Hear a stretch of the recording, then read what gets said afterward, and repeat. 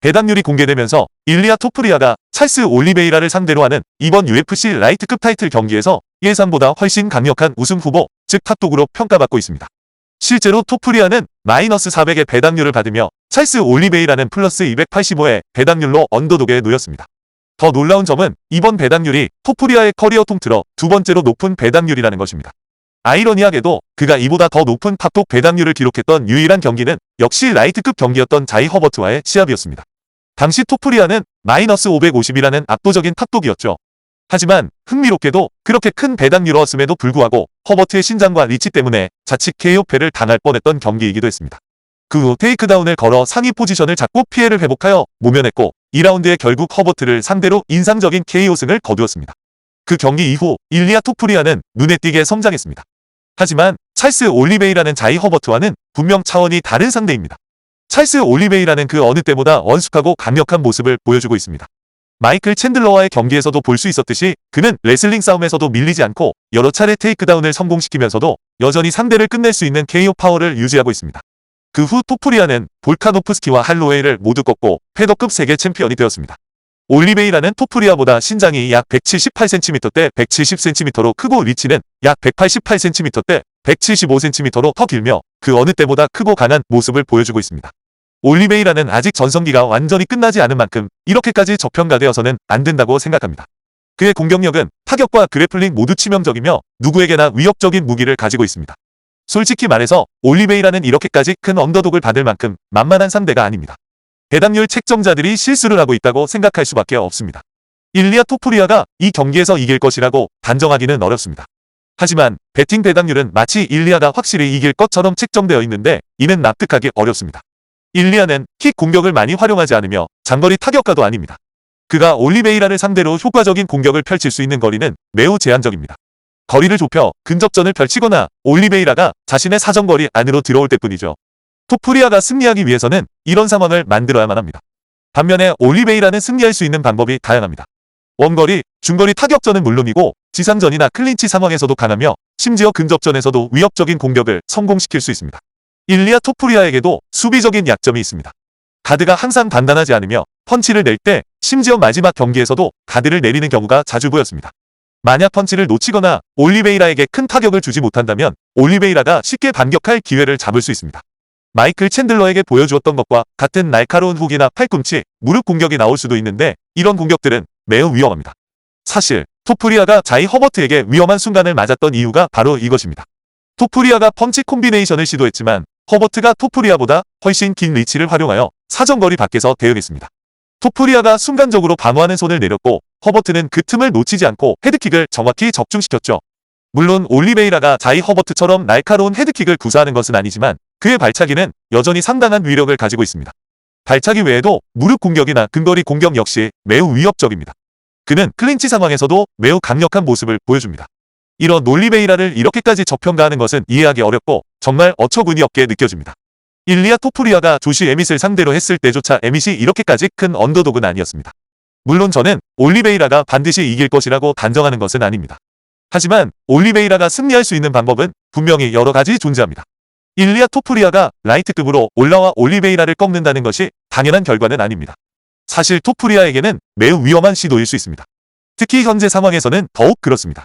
만약 이번 경기에서 올리베이라에게 패배한다면 패더급 벨트도 라이트급 벨트도 모두 갖지 못하게 됩니다. 어떤 체급에서도 챔피언이 아닌 상태가 되는 것입니다. 이번 라이트급 도전은 사실상 안전망 없이 뛰어드는 것과 같습니다. 패더급 타이틀을 유지한 채로 승격하는 것이 아니기 때문에 이번 경기에서 반드시 이겨야 한다는 엄청난 부담감이 있습니다. 흥미롭게도 이러한 벼랑 끝 상황이 토프리아에게 정신적으로 긍정적인 영향을 줄 수도 있습니다. 물러설 곳이 없다는 절박함이 그의 집중력과 투지를 더욱 끌어올릴 수 있기 때문입니다. 올리베이라를 이기는 것 외에는 다른 선택지가 없다는 생각이 그의 경기력을 향상시키는 정신적 우위로 작용할 수도 있습니다. 반면에 올리베이라는 오랫동안 다시 한번 타이틀에 도전할 기회를 간절히 기다려왔습니다. 따라서 두 선수 모두 이번 경기에 임하는 동기부여가 매우 강할 것입니다. 분명 멋진 경기가 펼쳐질 것으로 예상됩니다. 두 선수 모두 5라운드까지 싸울 수 있는 체력을 갖추고 있지만 일리아 토프리아의 체급 상향은 여전히 변수로 남아 있습니다. 라이트급에서 그의 체력이 어떻게 유지될지는 아직 미지수입니다. 이전보다 근육량이 늘어난 만큼 늘어난 체격이 4라운드나 5라운드에서 그의 기량 저하로 이어질 가능성도 있습니다. 반면 올리베이라는 마이클 챈들러와의 경기처럼 빠른 템포의 시합에서도 이미 마지막 라운드까지 가는 모습을 보여준 경험이 있습니다. 이것이 바로 배당률 책정자들이 찰스 올리베이라를 너무 저평가하고 있다고 생각하는 이유입니다. 솔직히 말해서 올리베이라가 토프리아를 KO시키거나 서브미션으로 이겨도 전혀 놀랍지 않을 것입니다. 하지만 반대로 토프리아가 올리베이라를 KO시키는 건 역시 충분히 가능한 시나리오입니다. 핵심은 찰스 올리베이라에게는 승리할 수 있는 매우 현실적이고 구체적인 방법들이 있다는 점입니다. 그리고 이것만으로도 그가 이렇게까지 큰 플러스 배당률을 받아서는 안 된다는 것을 명확히 보여줍니다. 플러스 300에 가까운 언더독이라는 것은 배당률 책정자들이 찰스의 승리 가능성을 매우 낮게 보고 있다는 뜻입니다. 하지만 찰스 올리베이라처럼 경기 중 다양한 포지션에서 KO나 서브미션을 만들어낼 수 있는 선수, 게다가 라이트급에서 수년간 경쟁하며 더 큰 체격과 긴 리치를 활용해온 선수라면 그의 승리 가능성이 그렇게 낮다고 볼 수 없습니다. 반면 일리아 토프리아는 이제 막 라이트급으로 올라오는 상황입니다. 찰스는 타격을 주고받는 상황에서 방어적으로 카운터 공격을 노릴 기회를 가질 수 있습니다. 물론 일리아가 거리를 좁혀 자신의 주특기인 근접 복싱 거리에서 싸울 수 있다면 충분히 찰스를 KO시킬 만한 파워를 가지고 있습니다.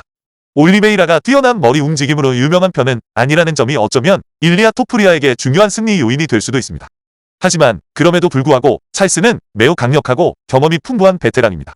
하지만 일리아 토프리아가 라이트급으로 체급을 올린다는 것에는 여러 변수들이 존재합니다. 가장 큰 의문점 중 하나는 누가 상대를 더 압박할 수 있을까 하는 점입니다. 두 선수 모두 상대를 펜스로 몰아붙이며 경기를 자신의 흐름으로 가져오려는 스타일의 파이터이기 때문입니다.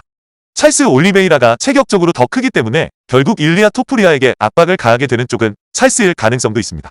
일리아가 시합에서 상대에게 꾸준히 밀리는 모습을 보인 적이 마지막으로 언제였는지 생각해 보십시오. 체격 차이를 고려할 때 이러한 압박 싸움은 찰스에게 유리하게 작용할 수 있는 중요한 요소가 될 수 있습니다. 찰스 올리베이라가 시합 중에 상대에게 압박을 당하는 모습을 이전에도 본 적은 있습니다. 하지만 그때도 그는 상황을 뒤집고 상대를 쓰러뜨리는 능력을 보여주었습니다. 제러드 고든과의 경기처럼 말이죠. 그렇기는 해도 일리아 토프리아는 포켓, 근접 거리에서 싸울 때 세계 최고의 선수 중 하나일지도 모릅니다. 만약 그 거리까지 도달한다면 그는 정말 극도로 위협적인 상대가 될 것입니다. 일리아가 포켓 안으로 진입하면 그를 상대하기 매우 어렵습니다. 그는 뛰어난 기술과 강력한 바디샷, 결정적인 KO 파워, 그리고 맷지 좋은 턱을 가지고 있습니다. 하지만 이번 경기의 진짜 관건은 일리아가 장거리, 클린치, 그리고 그라운드 싸움을 어떻게 풀어갈지입니다. 특히 중거리, 즉 펀치 공방이 오가는 긴 사정거리가 흥미로운 변수가 될 수 있습니다. 그 거리에서 일리아가 깔끔한 펀치를 쉽게 맞히기는 어렵지만 찰스가 어떤 종류의 펀치를 내느냐에 따라 일리아는 슬립인, 즉 상대의 펀치를 피하며 안으로 파고드는 기술을 통해 자신이 가장 위협적인 근거리로 파고들 기회를 잡을 수도 있습니다. 따라서 찰스가 제비나 스트레이트 같은 긴 펀치를 낼 때 일리아가 슬립인에 성공한다면 포켓 안으로 들어가 콤비네이션 공격을 퍼부을 수 있습니다. 솔직히 말해서 일리아 토프리아가 이길지 장담할 수 없습니다. 누가 이길지 정말 예상하기 어렵습니다. 두 선수 모두 승리할 충분한 가능성을 가지고 있습니다. 초반 예측을 한다면 일리아 쪽으로 약간 기울겠지만 이번 경기는 정말 누가 이겨도 이상하지 않은 50대 50 싸움처럼 보입니다. 두 선수 모두 이길 수 있기 때문입니다. 두 선수 모두 배당률처럼 그렇게까지 큰 정배나 역배로 볼 수 없을 것입니다. 그래서 더욱 흥미진진한 매치업이죠. 찰스 올리베이라가 올해 최고의 이변 중 하나를 만들어낼지 지켜봐야 할 것 같습니다. 그리고 통계적으로만 본다면 만약 경기 직전까지 현재의 배당률이 유지된다면 찰스 올리베이라의 승리는 분명 올해의 가장 큰 이변 중 하나로 기록될 것입니다. 특히 타이틀전이라면 그 의미가 더 크겠죠? 물론 e스포츠를 잘 아는 대부분의 팬들은 올리베이라의 승리가 그렇게까지 엄청난 이변이라고 생각하지 않을지도 모릅니다. 제 생각에 올리베이라가 일리아를 KO시키거나 서브미션으로 끝낸다고 해도 그것이 엄청난 이변은 아닐 것입니다. 하지만 배당률 책정자들의 시각에서는 분명히 엄청난 이변으로 간주될 것입니다.